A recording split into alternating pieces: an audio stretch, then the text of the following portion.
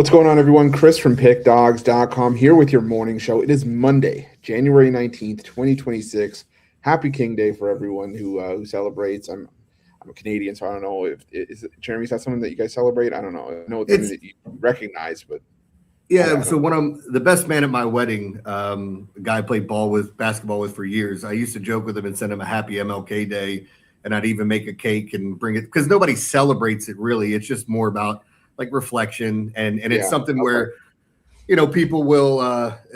It's interesting because getting the day off, because there's so many days off throughout the year where it's like, what is this day for again? But this is one that obviously it's usually the third Monday of January, I think, and ironically. A great story. My son was born on Martin Luther King Day, January 21st, back in 2001. And they actually stopped the MLK Day parade for me to drive through it so I could get to the hospital. And I was racing there, and I get there in one piece, and then I get in a car accident in the parking lot of the hospital. And then he was born 12 hours later. So it was a good thing I rushed there. But anyway, so it's just another day off for most people. Like I got the day off today from the radio station. So this is actually my first bit of work today. Nice. Yeah, no, see, okay, so the reason I said that and the reason I kind of led the way that I did was because one time, like I think it was last year for King Day, I got roasted because everybody was like, "Oh, you didn't mention King Day." I'm like, I'm a Canadian. I don't know about this. Like I don't recognize this perennially. It's not that I didn't want to, acknowledge it. It's just it's not something that we celebrate here. But what's this equal rights you talk about? Is that how it goes or no? Shut up. Shut up. Fuck you. Yeah, no. Happy King Day to everybody. We got a great card today. Not necessarily in terms of at least for college hoops. Not a lot of name brand games, just a lot of, solid, just low to mid-major matchups. Great NBA card, 10-game NHL card, and obviously the College Football National Championship, and we're going to break it all down here. We're going to look at it, try to find some winners, help everybody make some money today. And we're also going to talk some winners and losers, or at least takeaways from maybe the NFL this weekend. Like I said, there's only 4 games that we can kind of pick from, but there's still plenty of meat on the bone to talk about. And obviously, I got Jeremy with me, so we're gonna help everybody make some money today. Jeremy, how you doing? I know I'm good, man. We'll talk about King Day, but absolutely no. Look, man, we'll have some fun today, and there's, as you said, there's a lot to talk about, especially ending with the national championship, and then we're down to our Final Four in the NFL. Sean McDermott just got fired from the Bills. There's a lot going on, and as you mentioned, MLK Day in the NBA, they always start a bunch of games early and all throughout the day. I think the Hawks at 1 p.m. is the first one. Yeah, I'm not gonna lie. The McDermott firing was a little bit of a surprise for me. I mean, I don't know. I just thought that it's partially obviously Josh Allen, but I was just like, McDermott's kind of also led the rise again of Buffalo football. And it's like, I'm torn on this because I hear a lot of people saying you got a good coach, especially with what happened in Baltimore. It's like Harbaugh, and if you live here and you see it long enough, you get expectations, you have a good team, and then all of a sudden you're like, well, why do we keep falling short? And they literally just went – I just heard over the past 5 years that Josh Allen has only had 2 other Pro Bowl players that were drafted by the Bills to go along with what he has there. And so you could look at that, but make no mistake about it, I feel like Josh Allen is the quarterback that gets least criticized in this league other than maybe Justin Herbert. Those 2 guys seem to get a pass when other guys get beat up for having a game like that because he was terrible for most of that game. Yeah, for me, Josh Allen is kind of another one of those quarterbacks to where we always talk about the greats, and I'm not saying that Allen is in that category yet, but for me, what I always take away from a lot of the guys that are deemed the greats is things like being able to do more with less, right? Like I said that about Drake May yesterday. I was watching the game with a buddy at a bar on Fremont Street, and I said Drake May for me, I think is going to be one of the next great quarterbacks because you look. If I said to anybody, name the receivers that would be on a top 10 receiving core in the NFL, would you put Keyshawn Boutte and Stephon Diggs in that rotation, in that receiving group? Yeah, Demario Douglas. You know what I mean? So it's like I said, I just think that Drake May is doing well with what he's given, and he's shown the tools. Now, yesterday, obviously, he got, what was it, 5 fumbles against that Houston defense, and they were putting pressure on him. So it is. Well, it's funny because he has, like, I was just saying to somebody else, thank God the Patriots found themselves a good quarterback, because I mean, this starved organization that hasn't won in such a long time, I'm glad that they found themselves someone special, because it does look like, look, you're getting there with him on his rookie deal. It allows you to do so many things. And this is how you can get that opportunity to compile some of these championships like the Chiefs did before you had to start paying players. And I'm not saying that's how the Chiefs won solely because of that. Mahomes is a one of one.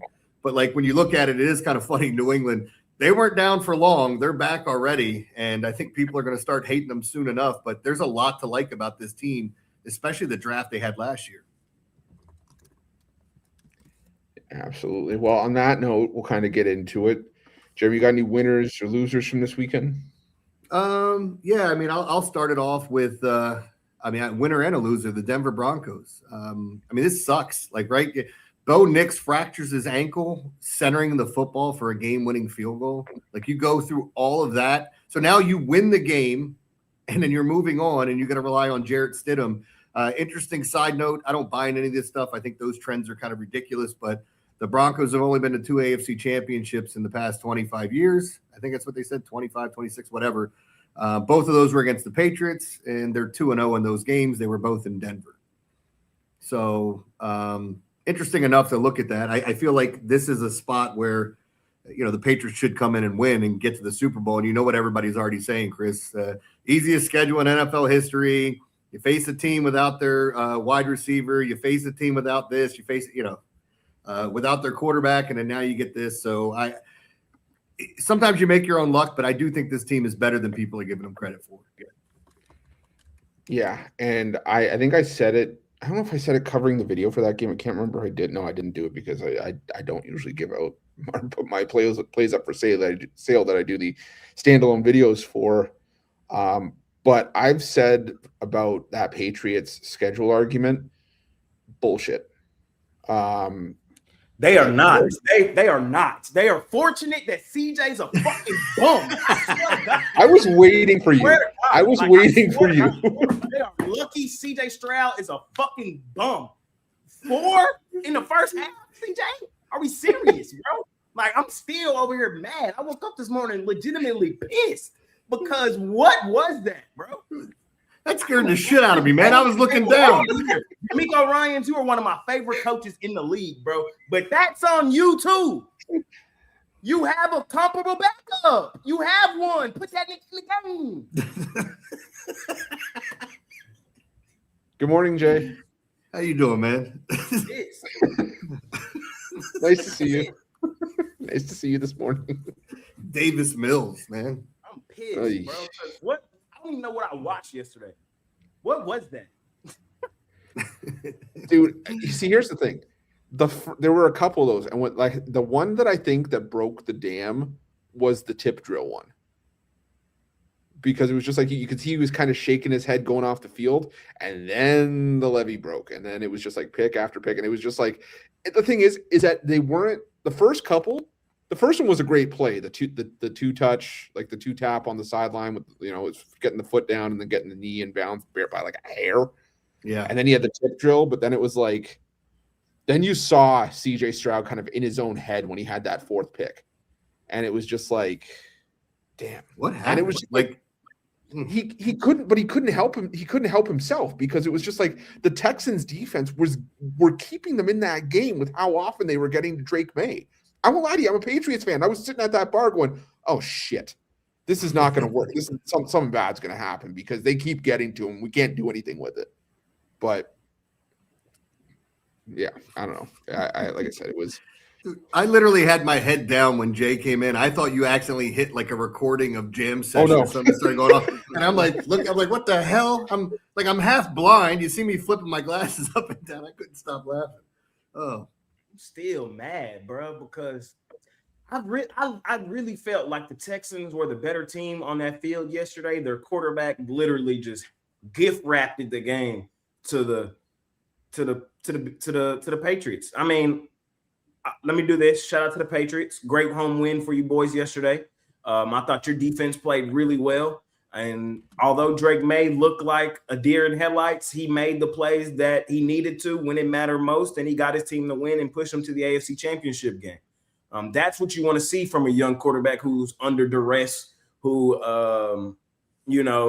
the walls are caving in on him. But again, that last throw to Booty,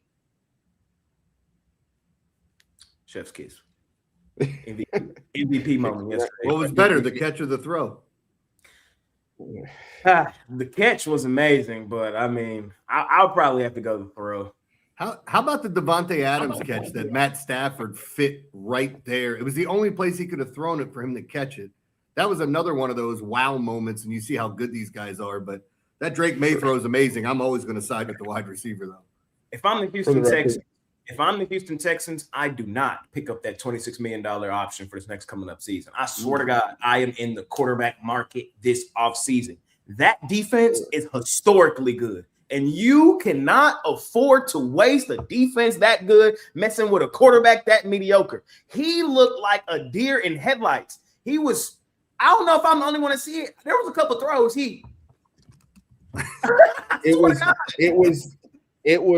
It was Sam Darnold-esque when he said he saw the ghost. Actually had me so mad, bro. Okay, he's right though. He did that a couple times. This little I'm gonna eat my words. I said that, after the Bryce Young thing, it was 2 years in a row that the quarterback that was taken second overall was the one that was better than the one that was taken first overall. I may have to backtrack on that after that, because oh man, that was bad. And like Jay's saying, he made some questionable decisions. By the way, we can't talk about chef's kiss and booty in the same sentence. Just an FYI. But Jay, any winners and losers besides the obvious for you? Yeah, so that first loser would definitely be CJ Stroud. Other loser, Bears fans. Y'all thought, didn't y'all? Y'all thought y'all had one more in y'all, one more cardiac comeback in y'all. I ain't gonna lie. Shout out Caleb Williams, man. You fucking blew up my ticket. Congratulations. But you're at home. You made a hell of a play, man. You blew up my ticket, my 3.5. Congratulations. What a play. It's probably one of the greatest plays I've ever seen in my life. 50-yard, 14-yard passing touchdown. Congratulations. But ultimately, you're at home. You're at the crib. And I can't wait till next season when you return back to fourth in your division. It's going to be the funniest shit ever. So you had a great season. But as I promised you all season long, it would come to an end. You wouldn't make it that far. You cash. At least you got to go out, with some money in your pocket. I know y'all didn't know because y'all all had money long because I thought y'all was going to do the unthinkable in the cold. And, bear down, Chicago Bears. Did you guys see the stat with Stafford? Here, I got it right here, where he was the first guy in NFL history. Yeah. First player in NFL history, since the merger in 70, to throw 40-plus passes, complete under 50% of his throws, throw for 0 TDs in a road start, and still win. It was 0-99-1 before that. It's crazy, man. I ain't gonna lie. There was a moment there where I thought they got me again. I thought they got me. I was like, how they go again?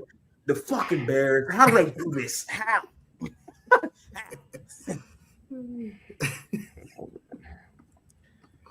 Well, I'll say this. My loser, and I'm one of them, Patriots fans.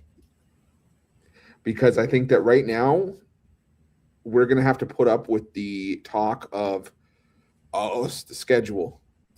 And then now they've played 2 quarterbacks that have shit the bed in the playoffs, especially Justin Herbert, who's had no proof that he succeeds getting in the playoffs. He's a regular season quarterback. And now you talk about CJ Stroud having a historically horrible game. And now you go to the AFC Championship game where you're playing a backup.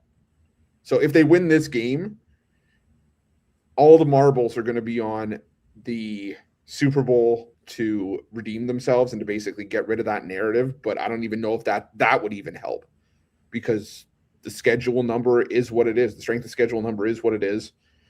And like I said, the results and the quarterback play up to this point is what it is. So Patriots fans, as much as I love you guys and as much as I am one of you guys, it feels like we're losers because we're going to have to still put up with the arguments for. Man, Chris, you don't shut up, bro. Y'all one game away from the Super Bowl. Who the fuck cares? Who cares? Who the fuck cares? If we win the bowl, bring it up. I don't care if we play in the 17 games in a row en route to the Super Bowl. We win that Super Bowl, all y'all could kiss my ass. And so if I'm a Patriots fan, that'd be the energy I'm coming with right now. Right, fair enough. I thought we were down. We back. What I needed to hear. We're never going away. Fuck y'all. That would be mine. This is what. Okay, see, thank you. This is what I needed to hear. So this is why I appreciate you came on, because I needed to hear that. I needed the fire lit under my ass. I need a campfire for the size of that thing, but I needed the fire lit under my ass. So. I think y'all are in good position. I mean, the Broncos defense is really good, but it's not better than the defense y'all just played yesterday. It's not. Yeah, fair enough. Okay, let me ask you this. Let me ask you this. Just hypothetical. Obviously, I'm not writing in. I'm not putting the Patriots in the Super Bowl. Regardless of who wins in the NFC, what's the line? -3. In the Super Bowl? Super Bowl. Patriots play the Rams. Patriots play the Seahawks. What's the line? Rams -2.5. Seahawks Patriots -3.5. Pick them. Really? Pick them. You would have the Rams as a heavier favorite over Seattle. Yeah. Okay, that's interesting. But that'd be mine. If it was Rams, Patriots, it'd be Rams -2.5. If it's Patriots, Seahawks, I got even money. And then if it's Rams, Broncos, it might be Rams -5.5, 6. If it's Broncos, Seahawks, it might be Seahawks -5 or 6. Yeah. I was trying to see if there was any look-ahead lines out already on that. Any hypotheticals? Yeah, I was going to look for those. But either way you look at it, I also think you have a divisional game with the Seahawks and Rams and this rivalry going on. I'm not saying it's going to be like college where you could see that big game and then the letdown the next week, but you get 2 weeks off. Let's see how these two teams beat the shit out of each other, because I love what Mike McCarthy. I almost said Mike McCarthy. I said Mike McDaniels, Mike McDonald. Jesus, I love what he did coming out of the 2 week, having some time off to this offense. I thought that Seattle defense looked insane, and they put that thing to bed early. Speaking of Mike, the AFC Championship game is Mike and Mike versus Sean and Sean. Yeah. Or wait, no, right? So Mike Vrabel, Sean McVay, Mike McDonald. It's Mike versus Sean in both, right? Yeah, there we go. That's it. And then Sean. There you go. Sean Payton. There we go. So the Mike and Sean. So I just looked on DraftKings. They do have the hypothetical lines. Jay was right about one. I was right about one.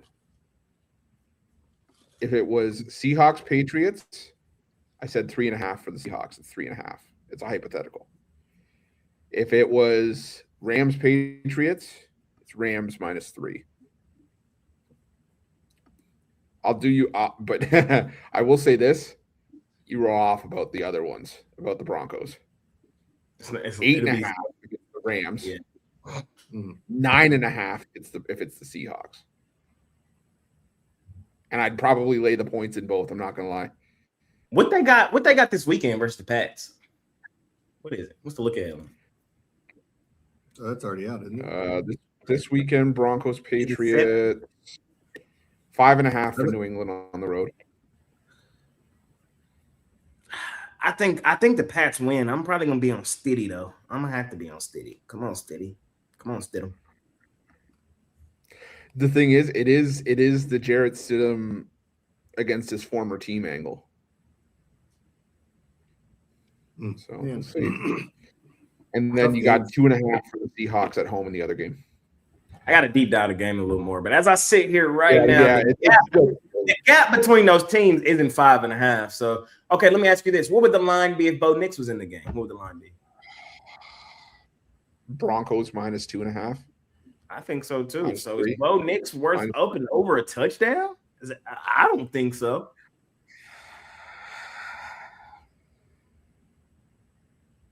Yeah, it's tough. It's tough. We'll have to see. Like I said, we're gonna see how this is kind of gonna break out throughout the week, but still plenty of time. But anything else for you guys? Playing it, I think it'd be -2.5, and then without him, so they're saying -3. They're saying Bo Nix is worth 7.5 points. 8. Yeah, 8 points. It's crazy. So we'll see. It's going to be interesting combos to have throughout the week. Absolutely. But anything else for you guys before we get into the action?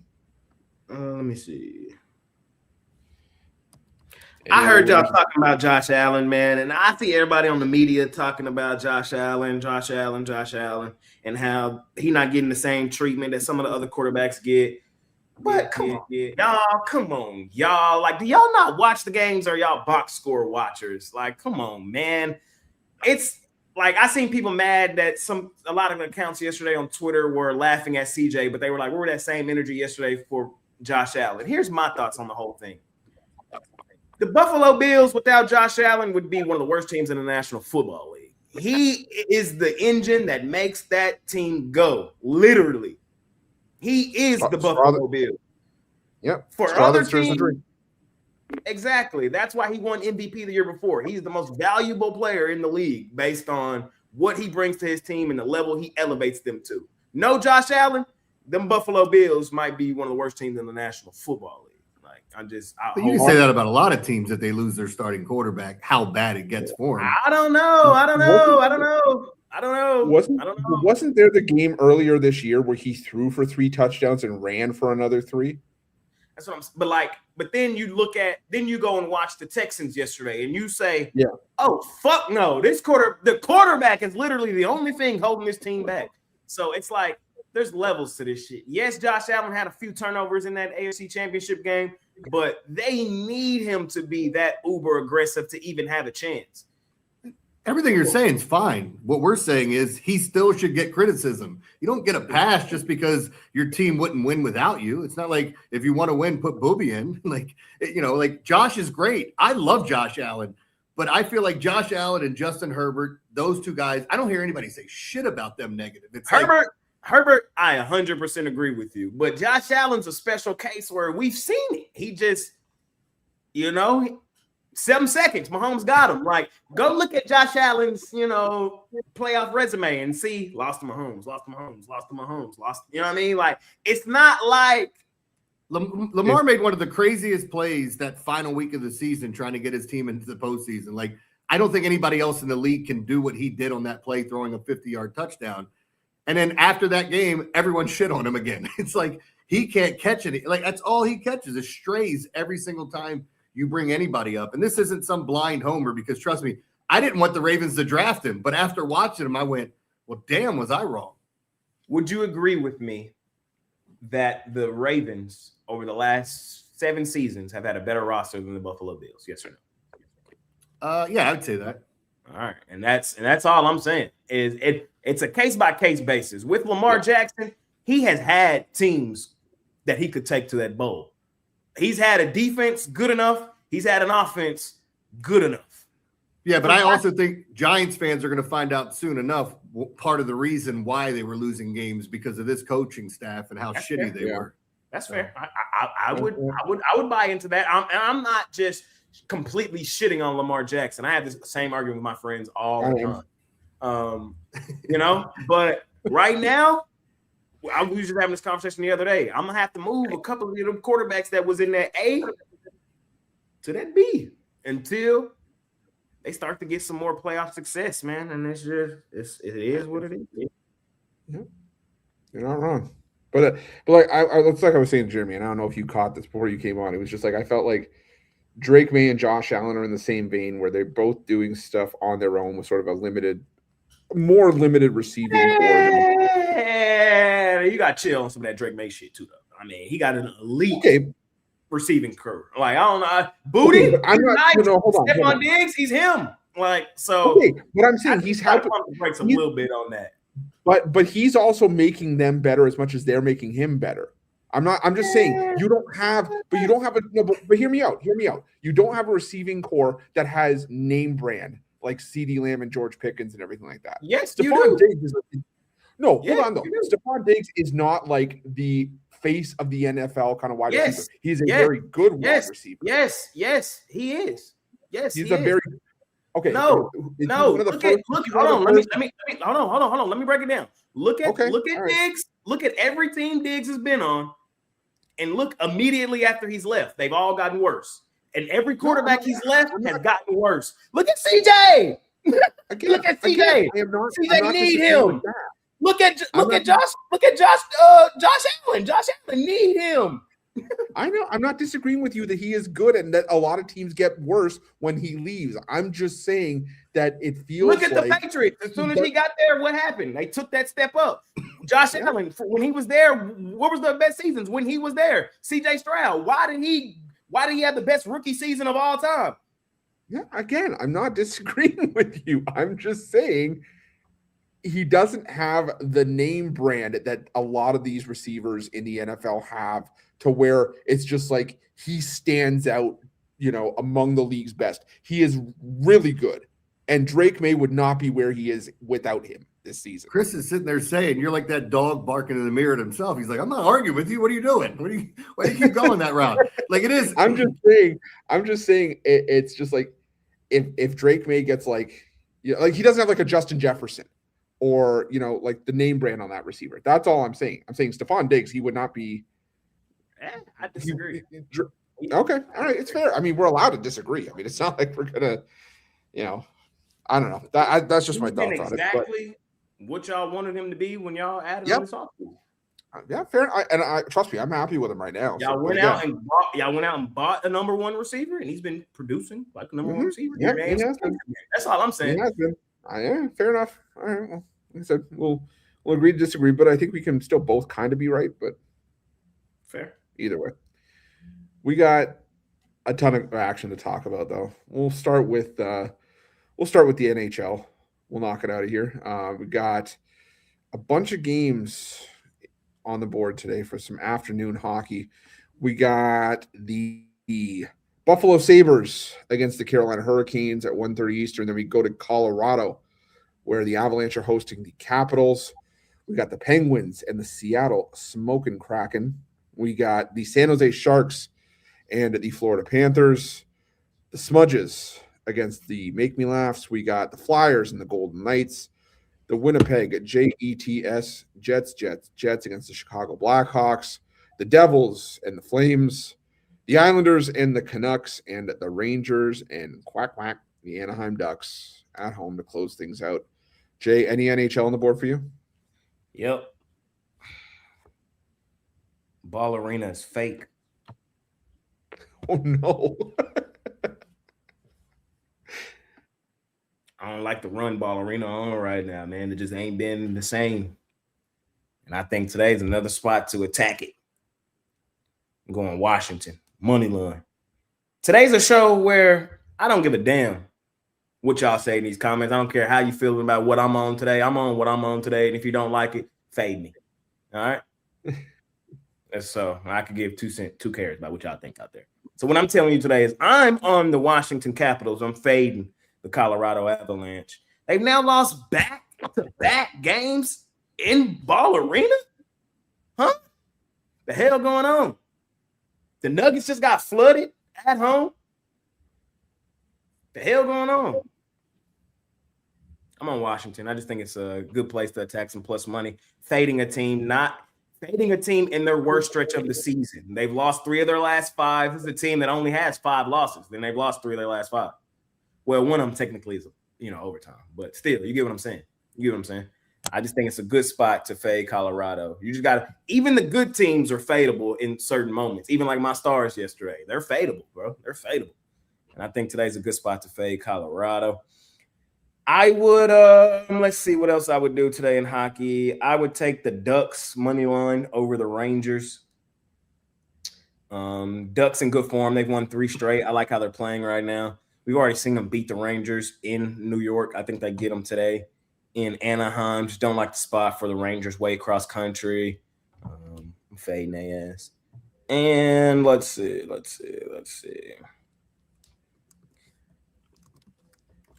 I would lean towards the Maple Leafs today. Money line at home. Just a lean though. Nothing. I think it's a good price to attack the Maple Leafs at home and a little bounce back spot at home. It's kind of my thought process there. And last one for me, give me Carolina.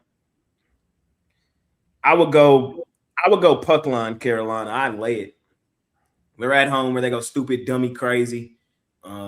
It's a revenge game for them as well because they lost to Buffalo last time they played in Buffalo. But the first time they played in Carolina. Carolina blew them out 6-3. I kind of think today is something similar. So give me Carolina. Lay the puck line. Jeremy, anything for you? Yeah, I'm fading Jay's ass. Give me Colorado. No, I don't like that game.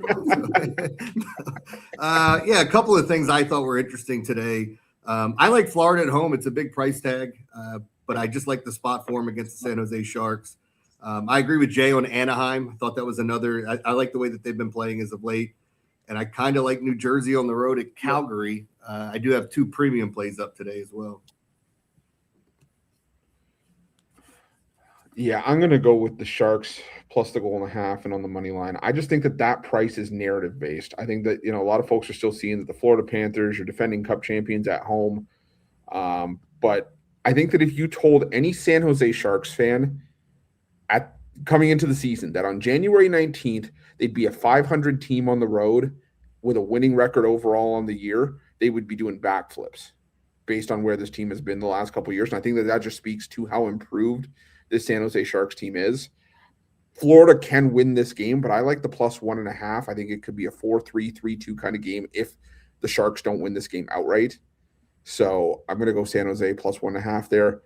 I'm going to take the Maple Leafs. I've said even when they weren't playing well on the road, you back them at home, you fade them on the road. Well, now they are playing well, or at least semi well on the road, and they're 16-5-5 at home. The Minnesota Wild are banged up, so I'll take Toronto there. And I'm also going to be on the the Calgary Flames as well. Just backing them at home where they've been at their best by a fair margin this season. And I hope you lose today, Chris. What? Said I hope you lose today because you're on the opposite side of 2 of my games. Oh shit! I didn't even hear you. I thought you said you were on the Flames. I thought you said you were on the Flames. My bad. No, man, I don't care. It's great. Well, screw you. And the horse you rode in on. Yeah, I don't know. I just lean towards the Flames. I just hate the Devils on the road because even when the Devils were playing well out of the gate at home this season, they've never been a really great road team this entire year. So just trusting what I've seen from Calgary at home, but wouldn't surprise me if the Calgary Flames shit the bed because that's kind of what they've done for me too this season. So lean towards the Devils for me there. But we'll move on to college hoops. Nice card from college hoops today. Like I said, decent card in terms of, just quality matchups on there. Maybe not the biggest games on the board, but still, like I said, solid matchups. I've already got one in progress with Northeastern up by 8 on Monmouth. I was leaning towards Northeastern going into that game, but I didn't think that they'd be just crushing Monmouth like that. But you got Stonehill and St. Francis at 12 Eastern in a standalone. Drexel, Towson, Vermont, Albany as the 1 o'clock games. 2 o'clock window, you got UMBC Binghamton, Bryant NJIT, also known as SHIT. You've got Penn and Harvard, Iona St. Peter's, Merrimack Marist, New Hampshire, Maine, Sacred Heart, Chart against Ryder. Oh, God, that's a bad game. Cornell Brown, Columbia Yale. I'm just going to scan through, pick out some bigger games as well. Quinnipiac, Manhattan, Siena Fairfield, VCU St. Joe's at 3, McNeese and Texas A&M Corpus Christi at 4. And George Mason, George Washington. I'm just seeing if there's anything else, if it's worth splitting the card up. Now let's just go with the whole thing. Jay's alma mater, East Texas A&M, catching 6.5 at Incarnate Word up. Providence Marquette, Stephen F. Austin Nichols, Montana State, Northern Colorado, Montana, Northern Arizona, and we close out with North Carolina A&T and Hampton at 9 Eastern. Anything for you, Jeremy? Yeah, I'll start off with a local team, Towson. I think there's, there's both parts of this game that I like.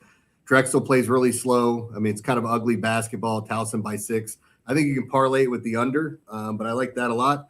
I like VCU, even with the big number there. It is a day with a ton of Ivy League games, so I think Princeton's a live dog on the road. And as I always say, if it's a day that ends in Y, you should take a peek at the Cornell over this weekend. Their game went under the total. They gave up 102 points. And I kept saying they're kind of blowout proof because they just keep running and shooting. And it just died, and they just did not score in the second half, and it went under the total by a few points. So, but these two teams play. It should be high-paced, and as long as they're making their shots, it should go over the total.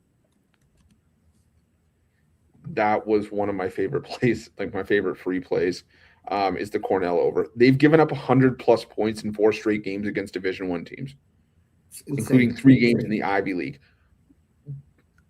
I've never seen Ivy League teams consistently score 100. I know they can count to 100 because they're really smart, but scoring up to over 100, this Cornell defense is bad. And as much as I don't like Brown, they should be able to score enough to get at least up and over this total. I think Cornell is going to score as well. So I'm with Jeremy on that over. Scrolling back through, I'm going to lay it with VCU here. The Siegel Center is just a completely different animal. It's one of the better home court environments in the A10 along with the UD Arena. It's a revenge game for VCU, or sorry, I shouldn't say VCU, but for Phil Martelli Jr. St. Joe's fired his dad. He used to be the coach at St. Joe's. And I think VCU just puts the boots to him here. I think VCU wins this one by 20+. And going back, let's see. I'm just trying to see if there's one more I want to give out here. I'll stick with those two as free plays. Jay, anything you like from college hoops? I have no premiums in college hoops today, but I do got some thoughts on a few games. I like that look there for VCU that you just gave out. I think the 12-16 favored by 14.5 over the 11-17 speaks volume.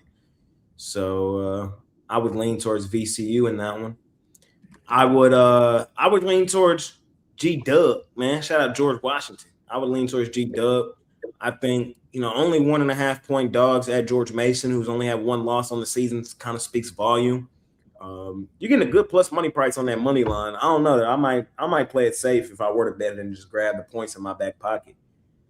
I would take Providence straight up on the money line. That's the sharp chaser play of the day is Marquette.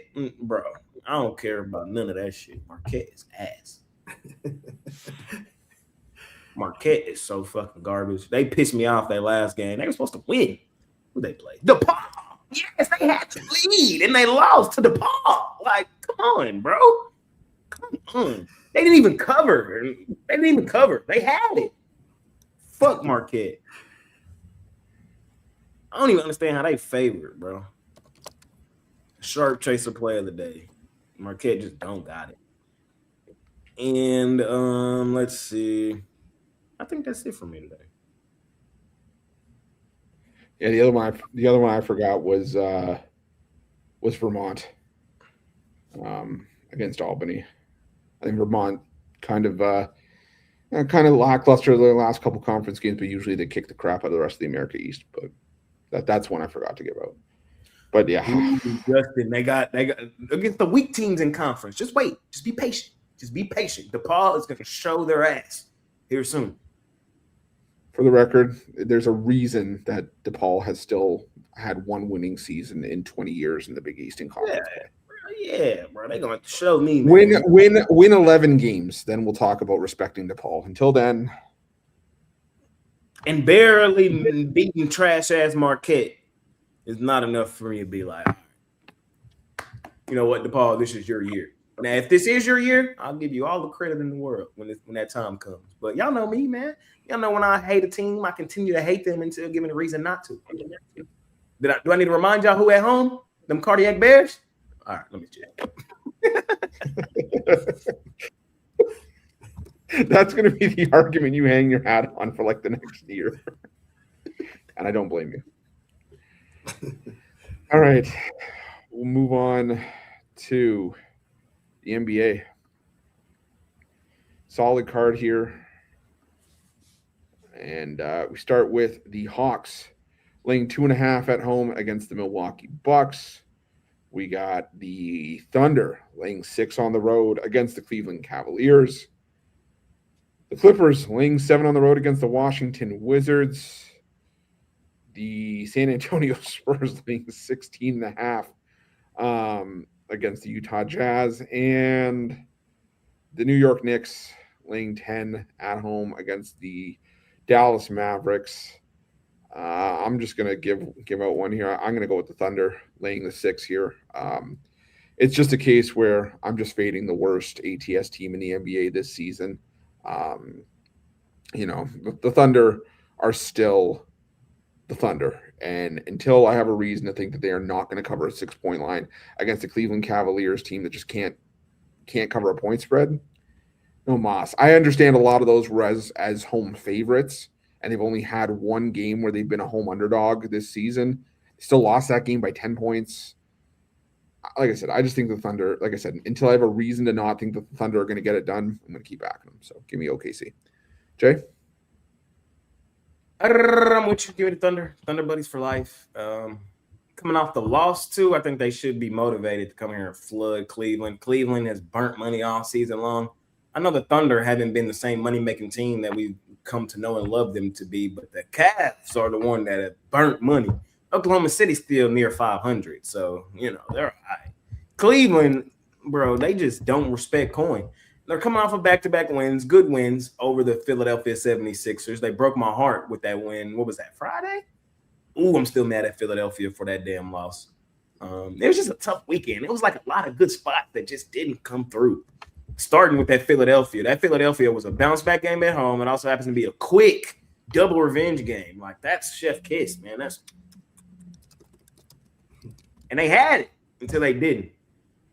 Cleveland returning home here. The thing with Cleveland is still one of the best teams in the East. They just haven't really gotten up for every game this season like they did last year. Last year Cleveland went balls to the wall all season long and had dead legs in the postseason when it mattered most.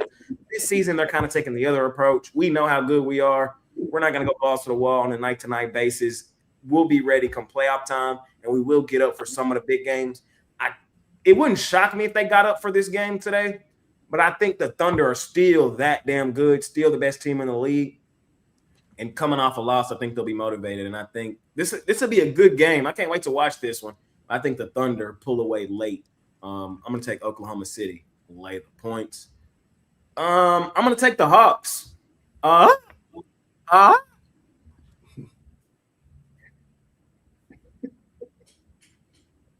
Can we make that a gift for the show going forward? Well, the problem is that now you're going to have Costi trying to do that as well. Oh no, Jay! What put have them you done? side by side? Yeah, I've been doing the hawk noise for a while though. It's the Shaq noise. You know what I mean? No, I know, but now but he's gonna call that the Raven.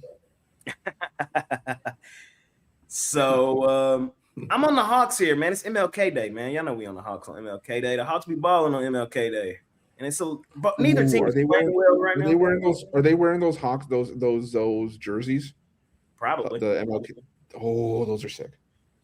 The Hawks on MLK Day, they played 31 games. They're 21-10 on MLK Day. Milwaukee, they haven't played all that well. They've lost 3 of their last 4. They're on the road here. I think this is a great bounce back spot for the Hawks at home. I'm going to take Atlanta here in this one. I lean Clippers. I'm not going to bet it. Laying 7 on the road, no Kawhi makes my stomach hurt. But in that same breath, the Wizards are now the worst team in the NBA, and they're outright tanking. They're the only team right now legitimately tanking. They have a reason to tank. They don't own their first round pick. The Knicks own it, and the only reason they keep it is if they get a top 8 pick. So they're incentivized to lose right now. They haven't won a game, I think, or really been competitive since trading C.J. McCollum and Corey Kispert to the Hawks. So it'd be a lean Clippers here for me. They got to win games to stay pace in the West. Lean Clippers, but I know I'm asking for it. Laying 7 on the road, no Kawhi. And then I would lean Spurs. Oh, my God, what a number. 16.5. Holy shit. But when you start to deep dive it, I don't think it's really that big of a number. The Jazz have been ass recently. You get blown out back-to-back games in Dallas? Ugh. They got flooded by 20 in both. And it's a little revenge game for the Spurs. The Spurs lost to the Jazz last time they played. So I think the Spurs should be motivated. Laying this many points on a back end of a back-to-back, we are kind of asking for it, though. I hope you know that. But I don't know if I'll feel that way halftime when Spurs up 12. You know what I mean? Like, lean Spurs, but I think I kind of want to bet the Spurs here, but I'm probably not going to because laying 16.5 on the back end of a back-to-back is just – you're just asking. So that's my thoughts.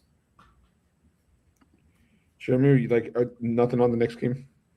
No, it's funny because Jay, anything on the next game, or you said what? Anything on the next game? Oh, you went Knicks too? Yeah, I went Knicks too. Mavs are coming off of back-to-back dominant wins. The problem is they both were at home. Mavs have actually played all right. They won 3 of their last 4. The problem is been at home. The Mavs numbers on the road are terrible. I want to say they're 0-12 last 12 road games. I want to say they're 1-11 ATS last 12 road games. The Mavs can't get their shit together on the road. And I think the worst place to try to get your shit together on the road is in Madison Square Garden.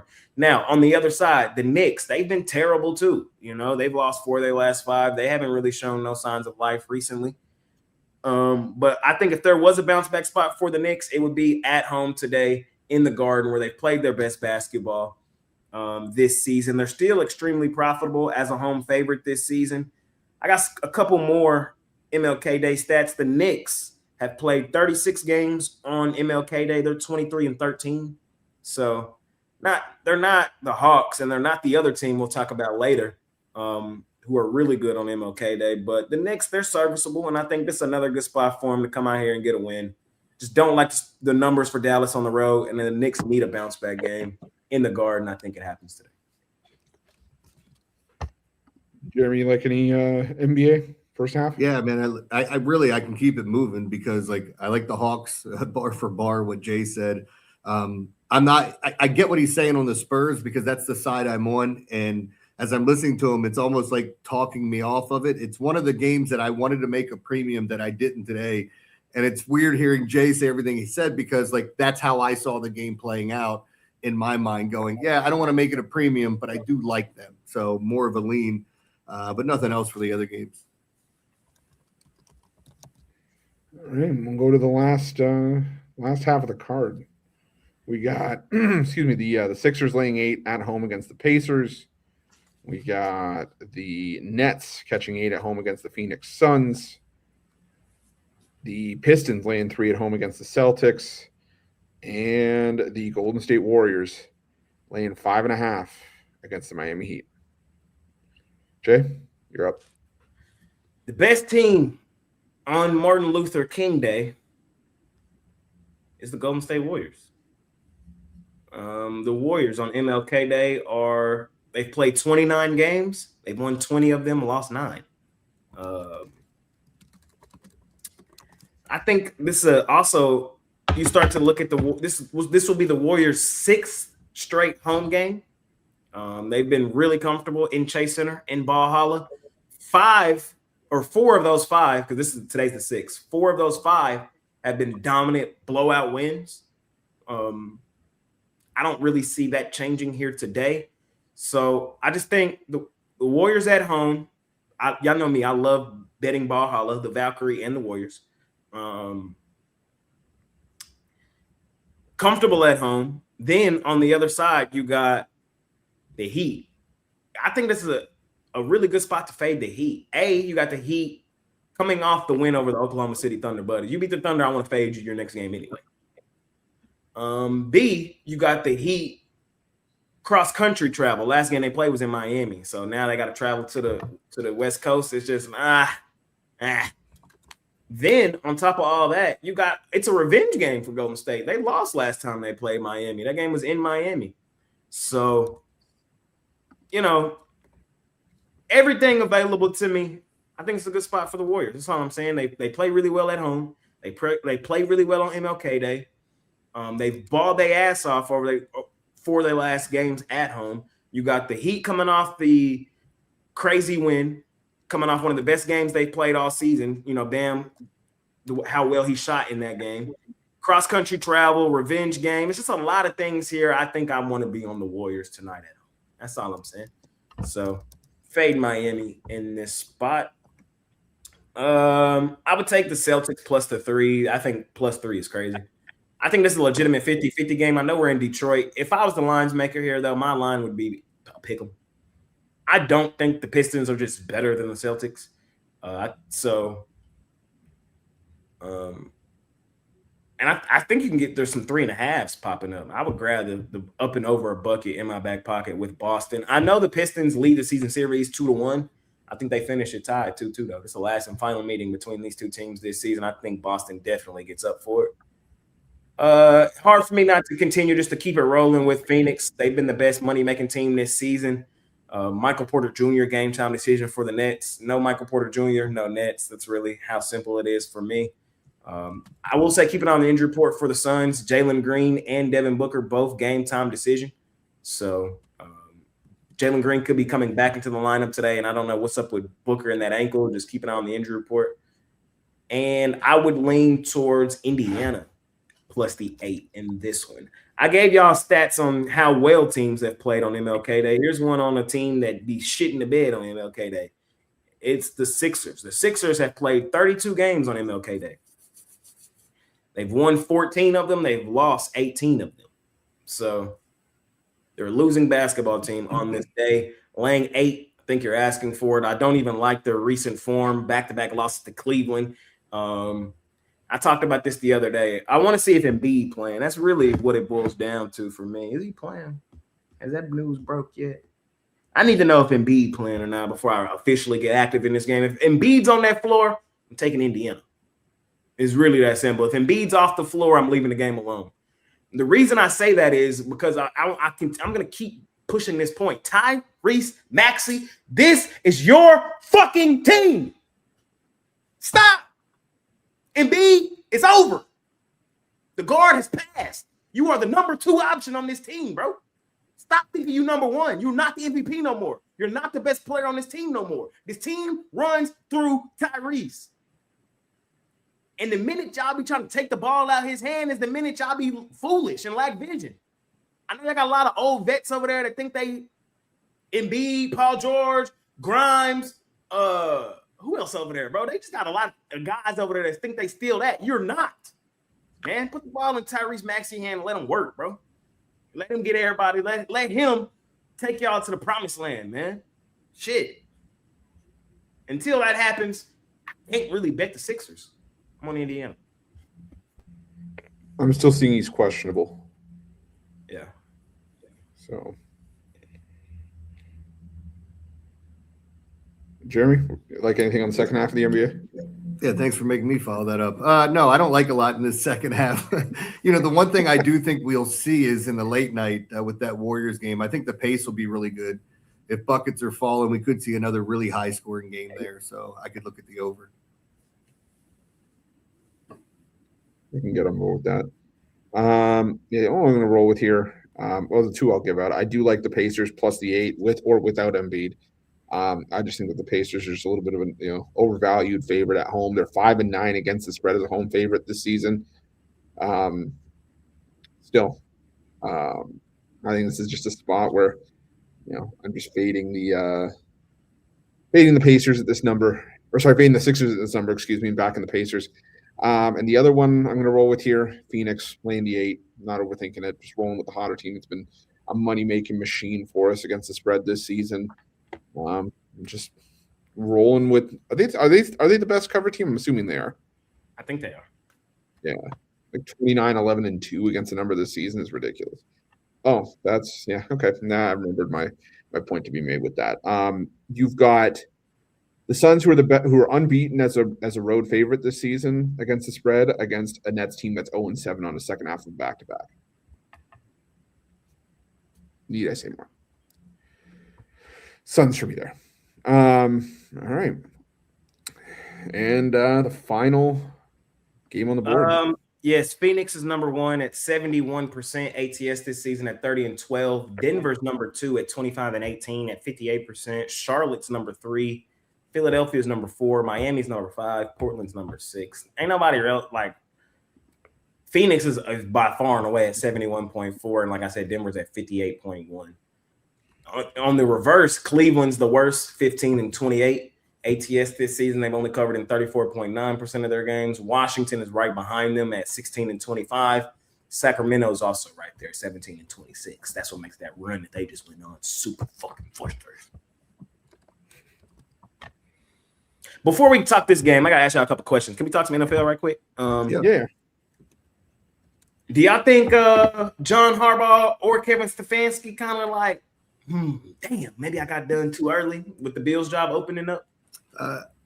It's weird. Stefanski must have been wowed because he was still in the conversation for the Ravens job. And I know there's some people that say, hey, look at all the talent Atlanta has, and it hasn't worked out, and you still got to figure out who your quarterback's going to be.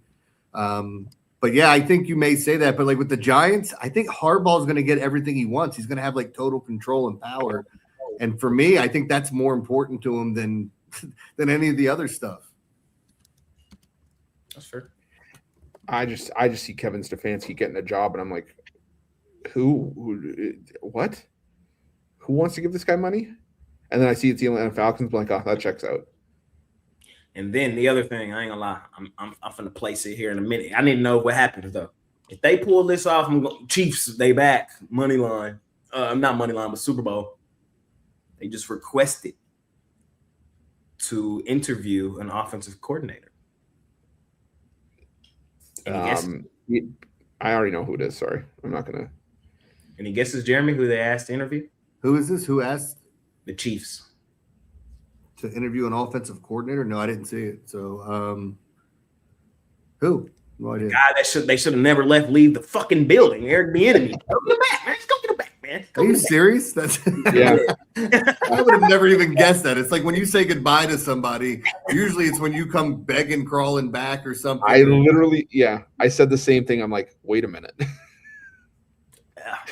This is the, oh, please, baby, take me back. I screwed up. But it was also kind of his fault because he wanted to go be head coach too. So he kind of wanted to prove it wasn't just the Chiefs that why he was such a good offensive coordinator. I got it. Nobody gonna hire him as a head coach though. They just not. So you might as well go back and just be cool with what you got, man. I'm one of the best. We're one of the best, and let's rock out. Kind of like the Josh McDaniels situation. Not everybody's meant to be a head coach. Everybody's not meant to be a head coach, man. Some people are just better as coordinators, and Josh McDaniels one of them. Eric Bieniemy looked like he might be another. There were so many weird rumors about Eric Bieniemy that I thought were, I mean, maybe some are true. Some sound a little unfair that he wasn't a great interview. You know, when he would get in the room, he didn't sound like the other guys. But one of the funniest ones is that he still had gang ties. I mean, I went to college back in Colorado, and they were saying he had all these gang ties. And I'm like, what the hell? How old is he now? What is he? Is he still going out and whatever, man? Gang ties. That's I didn't even know that. That's great. Yeah. So I just thought that was pretty cool. I wanted to talk about it before we talked about some college football. Yeah. No, that was a good show. Yeah, I saw that this morning. I was like, oh God. So see how it shakes out. But before that, we still got the college football national championship to talk about. We got Indiana and Miami. Indiana laying 7.5. Total 47.5. This one's at Hard Rock Stadium. Pseudo home game for Miami. Will it be a home crowd? We'll have to see. But Jeremy, what are you rolling with here? Yeah, so this is actually one of my favorite plays of the entire weekend. And so I got it up on the premium side, and I threw in 4 free props, and I'll talk about 2 of them here. My prop plays this weekend actually were on point again. I went 9-2. Really nice day yesterday as well. So with this game, I think there's a lot to look at. First off, I do think the front 4 for Miami is going to be excellent and give them some different looks that I haven't seen. I think this might be the first time Indiana might be a little outmatched up front. But I got to say, I think Indiana's a well-oiled machine. So, I mean, for me, I don't like the spread because I think it's going to be a close game. If I were going to bet it like that, I would take Indiana on the money line. But I do think Mendoza, I like him under his passing yards, which surprisingly is a lower number than what you would think, like 224, somewhere around there. And I love under his rushing yards. Everybody likes to talk about when he takes off. That's great. But if you know in college with quarterback rushing props, their sacks count against them. I brought this up when Miami faced Marcel Reed, A&M in that first-round playoff game, take his under rushing yards. And I think he had like 12 rushes for like 6 yards or something because he got sacked like 7 times. So, yeah, I do think those are some really good props to look at, but I think it's going to be a fun one tonight. Yeah, I went back and forth on this one. I don't have a premium on this game. For me personally, I was looking at Miami plus the 7.5 because I do think it is going to be a close game. I think it's a 1-score game, but I also like the over personally, just because just going off of eye test what I've seen for both these teams. The defense has been legit, but we've also seen Miami. Their offense has slowly gotten better throughout the playoffs. And Carson Beck is not a quarterback that's going to be intimidated by the big moment. I think he is going to be able to execute. But we've also seen Indiana be able to get to the total by themselves in the playoffs. So going to be a solid game. I think this one finishes around 51. So that's kind of where I had it. So I kind of like the over, and I lean towards Miami 27-24, 28-24, whichever way you slice it. So yeah, give me Miami in the points. Jay? Under for me. Easy under, in my opinion. Easy under. Easy under, in my opinion. And where I'm at, I'm just tell y'all where I'm at. Y'all know where I'm at. I don't want no 7.5, man. We fucking on the U plus 260. Are y'all crazy? Home game? Y'all think the U finna lose at home, bro? Oh my God, I wish the GOAT was here, bro. I wish the GOAT was fucking here. He would go insane looking at this line. 7.5? Are y'all fucking dumb? Based on what, bro? Regular season? Did y'all not see what we did to Ohio State? Have y'all not seen the defense all playoff long? And you think Mendoza gonna come here and dice them up? Fuck no. It ain't happening. It's not happening. That D-line is gonna be on his ass all day. They gonna be on their ass all day. In what world is it 7.5? And I don't even want the 7.5. I'm going 260 for the GOAT, man. This shit for Mitch. This shit is for Mitch, bro. All y'all in this comments, if y'all don't have nothing on that plus 260, bro, I don't know what to tell you. You're not part of the PickDawgz family for real. If you could be on Indiana minus the 7.5, but you gotta have some on plus 260. You got to. You have to. It's just it's an honor play for the GOAT. But then if you're talking football, bro, even football-wise, fam, yeah. Even football-wise, this line is not 7.5. I get it. Indiana blew the shit out of Oregon. Okay, congratulations. They're not doing this to this Miami defense. The only reason Miami is here is because of this defense. Did y'all see what they did to Marcel Reed? Did y'all see what they did to Julian Sayin? Did y'all see what they did to who am I missing? Trinidad Chambers? I'm just saying, man. Mendoza done been real comfortable in that pocket, man. He been real. What's the game we seen Mendoza struggle most? On the road at Penn State. Shit, this on the road. This is on the road at the U. Game on the line, bro. Season on the line. Championship on the line. Fuck no, I'm not laying no 7.5, bro. I don't even think they win the game. Great season, Indiana. Great season. I have nothing bad to say about you. Great defense. Kurt Signetti, you've done a great job. You've had an amazing season, Indiana, bro. Y'all just ran into a buzzsaw. I've seen this happen before. I told y'all when the playoffs started.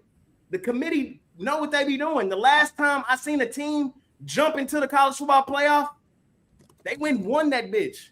And that was Ohio State 2014. Ohio State 2014 didn't have no reason to be in that college football playoff. Baylor and TCU deserved to be in there over them. The reason they didn't get in is because the Big 12 didn't have a playoff championship game that year.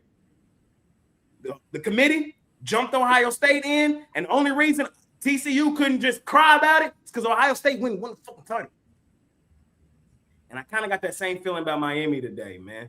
Mitch would come here and tell you every time to you, man, I can't even verbalize it enough, man. I just want y'all to know I'm on plus 260.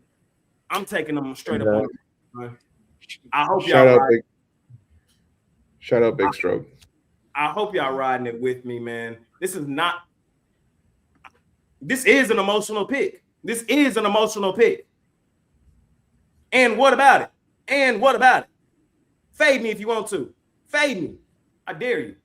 I'm on the yeah, we're allowed to be emotional. We're allowed to be. Yeah, fuck, y'all call me emotional. I don't care. This is what I do on the daily. Of course, do it. What does that even mean? Fuck it. I'll do it. I'm gonna go down, drop $100 before I go do stuff for the day. Why not? Indiana to blowout. No, I'm kidding. No, what's he got now? The Hurricane. Ibis. Yeah. Let's do it, man. Straight up. ML plus 260. Y'all know what to do. Let's get I'll be here tomorrow. I'll be here. I probably won't be here tomorrow. I'll pop in tomorrow, though. I'll pop in. Tomorrow, yeah, tomorrow's Ron's day. Yeah. I've been on here like 6 days. Yeah, I'm sure Ron won't have anything to say about that, whether Jay was right or wrong. No, not at all. Not at all. I'm just saying, man. I'm just saying. Defense wins championships, bro. I firmly believe that unless your quarterback just completely takes you out the game, aka CJ Stroud. CJ Stroud. Yeah. It's not like Carson Beck could do that or anything. CJ Stroud still catching strays. Yeah, but Carson Beck has showed me in this run that he's been a good distributor. He's been taking care of the ball. You know, he's been getting the ball in the hands of the people they need to get the balls in the hand of. I don't know if you can really bet college football props, but Malachi Toney getting in that box. Malachi Toney is getting in that box. He will be the X factor in this game tonight. Certain states you can't bet them in Maryland. You can't. I mean, there's a lot of weird rules too. There's some states where you can't bet the colleges in that state. Yeah.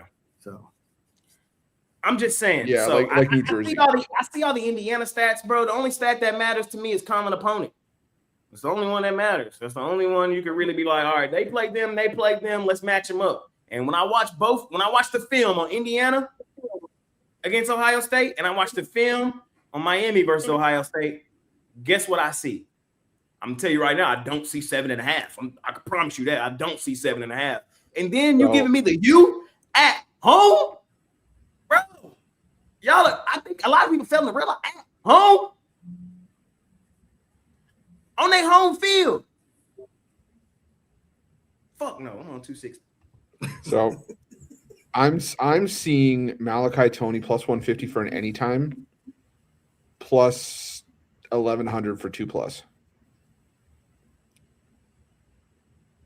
I'm gonna just go one. So I think it's an under game because Indiana's defense is really good too, and Miami's defense is really good. I think both teams are going to try to establish that run.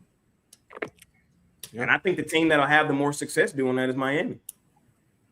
I do not think Indiana's been fortunate to control the line of scrimmage. The one thing I'll say is the thing I was most surprised is, I told y'all this earlier, I think I said this on Monday.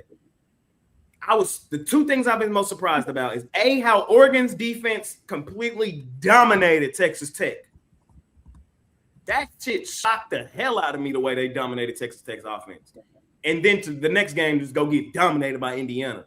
But there is no way on God's green earth do I see Indiana dominating this Miami defensive line. That's not happening. That's not happening. So I think this is going to be Mendoza's. You know, he's been fortunate to have a lot of clean pockets at Indiana. You got to remember, Indiana's still the team we were talking about over the last 2 seasons. Like, bro, look at their schedule. They ain't played no fucking body. It's still that team. So in their biggest moment in franchise history, on the road at one of the most prestigious college teams in college football history, at home, all that shit on the sideline. Michael Irvin over there going belt to ass. All that shit on the sideline, man. I think Indiana crumbled. That's all I'm saying. Irvin's a weird dude, man. That's all I'm saying,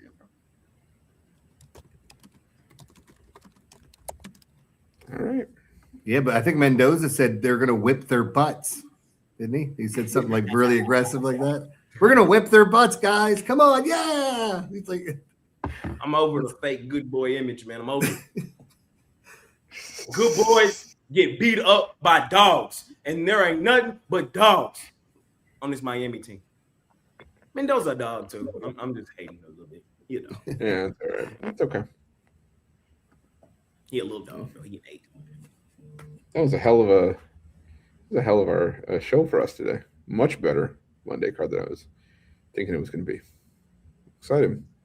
I had a lot of pent-up energy because I went to sleep early last night after CJ broke my heart. Did you? Yeah, I really didn't even watch a lot of that Bears Rams game. Yeah, I've been up since 5 a.m. I was asleep during most of it, and I woke up, saw the fourth quarter, got pissed off again, and went back to sleep. I've been up since 5 a.m. Hopped up on fucking donuts and what is that? Pink Box. Yeah, I still can't believe Caleb Like completed a that. sexual donut company? What is? Oh, No, You don't know. You don't know. Yeah. you don't know. Don't tell me how they fill them. Ew, gross. Ew. No wonder Costi went for half an hour. What the hell? So what is that place? It's like some of the best donuts I've ever had. Where do you get them though? Is it only in Canada or are you in? No, this is in Vegas. Okay, I don't know if they're elsewhere, but I'm coming out to Vegas in March. this one's on Fremont Street. I'll have to check it out. But like, some of the best donuts I've ever had. Anyways, enough about that.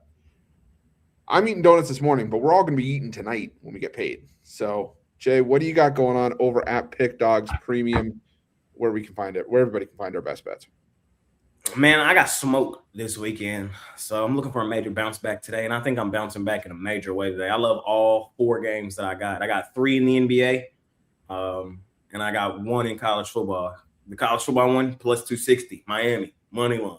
I'm there, and I'm just telling y'all what it is, so you don't even scoop it up, PickDawgz Premium. It will be there, but don't scoop it up because it is Miami money line.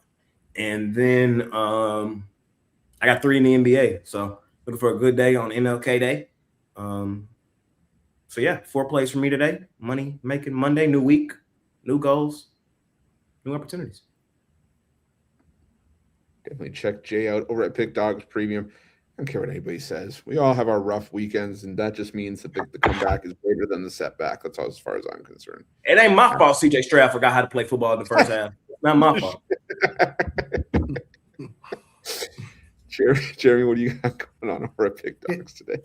Yeah, like I said, my favorite play of the weekend is in the national championship game. I have it up with 4 free props. I've thrown it in a triple play as well with my favorite NBA and NHL play tonight. I also have a triple play with college basketball. There were 3 totals that I really like. So you can check all that out over pickdawgz.com, pair me up with somebody else.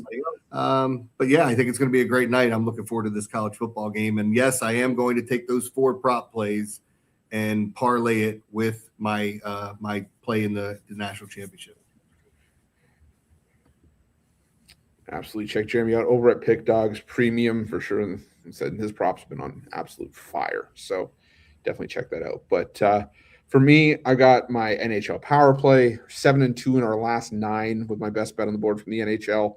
I'm hitting at 66% in our last 57 NHL best bets. You can check that out. Also got a 3-pack from the NHL. Got my favorite college hoops play on the board today. My favorite smash spot from the NBA. And I also got a 5-pack where you can get all 5 plays in one package. Those are my 5 best bets on the board as part of my Mega Monday 5-pack. But like Jeremy said, pair any of us up, pair me up with Jay, Jeremy, or pair all of us up. Let's make you some money. Let's start the week right. Start it in style. Let's get everybody paid. Let's have a great fucking King Day, guys. Let's make some money. But on that note, parlay time. Parlay.